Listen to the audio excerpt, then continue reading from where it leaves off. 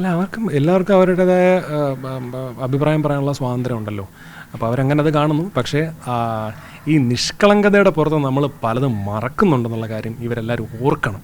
എന്നുവെച്ചാൽ നമ്മളെല്ലാവരും കംഫർട്ട് സോണിലാണെന്ന് കരുതിയിട്ട് ഈ രാജ്യത്തെ ഒരു മൈനോറിറ്റീസ് എല്ലാം അവരുടെ അവസ്ഥ എന്താണെന്ന് ഇവർ സൗകര്യപൂർവ്വം മറക്കുകയാണ്. കാരണം ഒന്നും സംഭവിക്കുന്നില്ലല്ലോ, പേഴ്സണലി ഒന്നും സംഭവിക്കുന്നില്ലല്ലോ, ബാക്കിയുള്ളവരാണല്ലോ അനുഭവിക്കുന്നത്.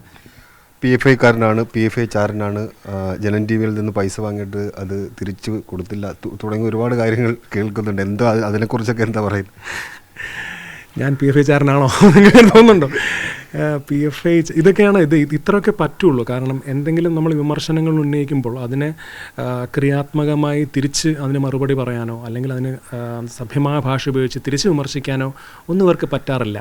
ഇവർ നേരെ ഈ പ്രത്യേകിച്ച് RSSൻ്റെയും അതിനെ ചുറ്റിപ്പറ്റുന്ന റൈറ്റ് വിങ് എക്സ്ട്രീമിസ്റ്റ് ഗ്രൂപ്പുകളും ചെയ്യുന്നത് വെച്ച് കഴിഞ്ഞാൽ നിങ്ങളെ വ്യക്തിഗതമായി അധിക്ഷേപിക്കുക.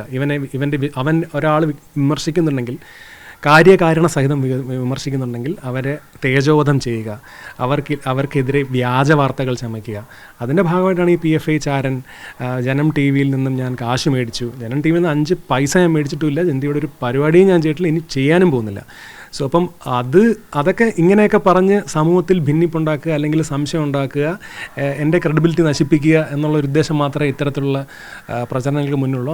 അതൊന്നും ഏൽക്കാൻ പോകുന്നില്ല. അതൊക്കെ അവർ തുറന്നോട്ടെ, കാര്യമായിട്ട് നടന്നോട്ടെ. മുതിർന്ന ഗായകരൊക്കെ നിഷ്കളങ്കമായി പറയുന്നുണ്ട്. ചേച്ചി ചിത്ര പറഞ്ഞത് അതിനെ അങ്ങനെ വിട്ടുകളഞ്ഞൂടെ എന്ന് ചോദിക്കുന്ന മുതിർന്ന ഗായകരുണ്ട്.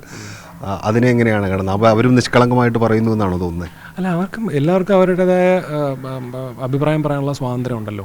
അപ്പോൾ അവരങ്ങനെ അത് കാണുന്നു. പക്ഷേ ഈ നിഷ്കളങ്കതയുടെ പുറത്ത് നമ്മൾ പലതും മറക്കുന്നുണ്ടെന്നുള്ള കാര്യം ഇവരെല്ലാവരും ഓർക്കണം. എന്നുവെച്ചാൽ നമ്മളെല്ലാവരും കംഫർട്ട് സോണിലാണെന്ന് കരുതിയിട്ട് ഈ രാജ്യത്തെ ഒരു മൈനോറിറ്റീസ് എല്ലാം അവരുടെ അവസ്ഥ എന്താണെന്ന് ഇവർ സൗകര്യപൂർവ്വം മറക്കുകയാണ്. കാരണം ഒന്നും സംഭവിക്കുന്നില്ലല്ലോ, പേഴ്സണലി ഒന്നും സംഭവിക്കുന്നില്ലല്ലോ, ബാക്കിയുള്ളവരാണല്ലോ അനുഭവിക്കുന്നത്. അപ്പോൾ കംഫർട്ട് സോണിൽ ഇരുന്നുകൊണ്ട് രാഷ്ട്രീയം പറയുമ്പോൾ ഈ നിഷ്കളങ്കത പറഞ്ഞുകൊണ്ട് വരരുത്. നിഷ്കളങ്കത പറഞ്ഞ് അതിനെ വൈറ്റ് വാഷ് ചെയ്യാൻ ശ്രമിക്കരുതെന്നാണ് എനിക്ക് പറയാനുള്ളത്. അവസാനമായിട്ട് ഈ സൈബർ അറ്റാക്ക് വലിയ രീതിയിൽ നടക്കുകയാണ്. അതിനെതിരെ എന്ത് നിയമ നടപടി സ്വീകരിക്കാൻ വേണ്ടി ആലോചിക്കുന്നു? ഞാൻ ഒരു അഡ്വക്കേറ്റുമായിട്ട്, ഒരു നിയമ വിദഗ്ധനുമായിട്ട് ആലോചിക്കാൻ തീരുമാനിച്ചിട്ടുണ്ട്. അതിൻ്റെ പുറമെ അദ്ദേഹമായിട്ട് ചർച്ച ചെയ്തതിനു ശേഷം നിയമ നടപടികൾ തീർച്ചയായും സ്വീകരിക്കും.